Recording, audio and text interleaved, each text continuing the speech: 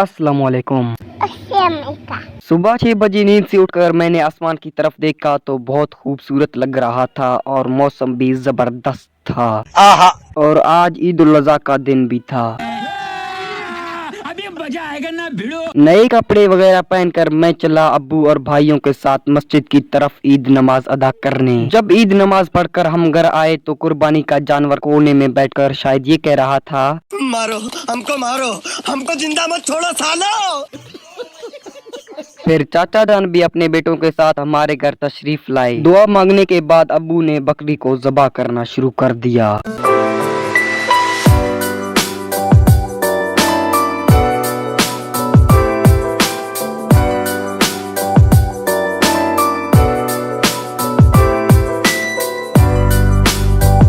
बकरी को कुर्बान करने के बाद वहीद और बादशाह ने कहा, बाहर कुछ ईद पिक्स निकालते हैं।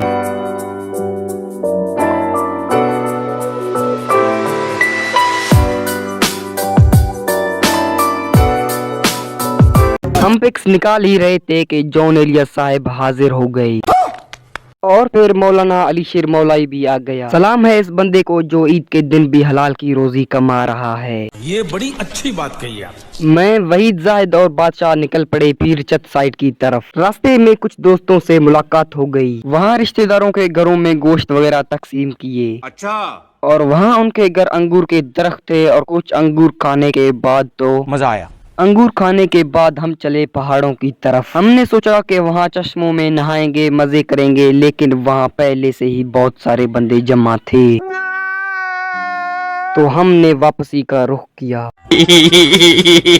घर आते ही रजा को पैसे देकर मैंने भेज दिया कुल्फी लेने। कुल्फी खाकर मैंने नींद पर हमला कर दिया। 20 minutes later. फिर 12:15 पर सब्जी भी पक कर तैयार हो गया। रहा नहीं जाता, तड़प ही ऐसी है ना। तो अबू ने सब्जी तंदूर से निकालना शुरू किया।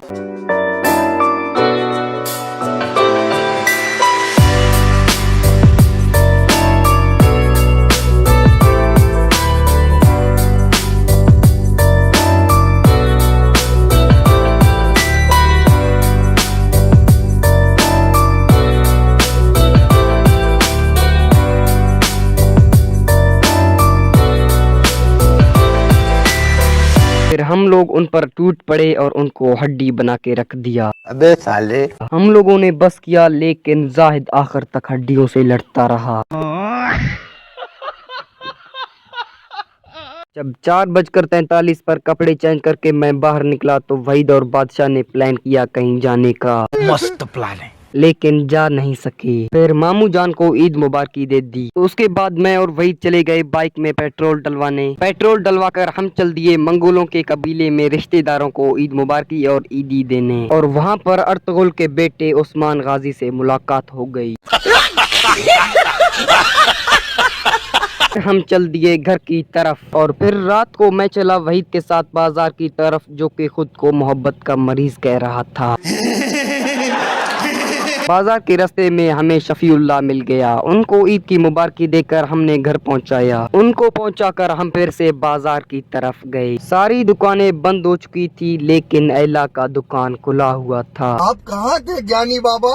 वहाँ पर कोल्ड ड्रिंक वगैरह पीकर और रास्ते में बर्फ खरीदकर हम चल दिए घर की तरफ। चलो ठीक है। अगले दिन सुबह 6 बजे नींद को शिकस्त देकर जहाज पर चढ़कर हम चल दिए सूई की तरफ। मगर क्यों? क्योंकि दादा जान की पहली बरसी थी। अल्लाह पाक अपने महबूब के सदके हमारे दादा जान को जन्नतुल फिरदौस में आला मुकाम अता फरमाए। कमेंट में आमीन जरूर लिखें। पेट्रोल डालकर हम फिर से निकल पड़े। रास्ते में खूबसूरत मनाजिर को देखकर हमारा दिल तो बाग बाग हो गया। तकरीबन 1.5 घंटा सफर करने के बाद आखिरकार हम सूई पहुंच ही गए। वहां चाचू के घर पहुंचते ही हमने टमाटर काटने शुरू कर दिए। कुछ देर बाद हम निकले सूई मार्केट में घूमने। खाओ माँ कसम। सबसे पहले हम गए ठंडे ठंडे मिल्क शेक पीने। फिर वहीद चावल पर टूट पड़ा, लेकिन मैंने ठंडे ठंडे आइसक्रीम ठूसने शुरू कर दिए। अबे साले।